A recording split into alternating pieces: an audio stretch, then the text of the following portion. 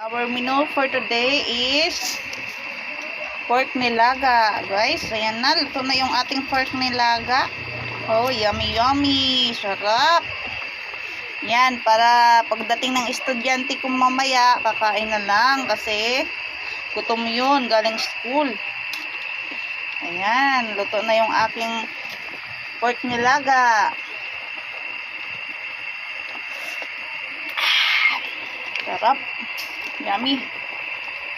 Buto-buto to guys ng pork. Oh, ayan oh. Kailangan natin, nilagyan ko siya ng gabi para malapot yung sabaw. Yan, luto na. Pwede na tayong kumain. Ihanda na natin yung ating mga kanin para makakain na tayo ng ating pork nilaga.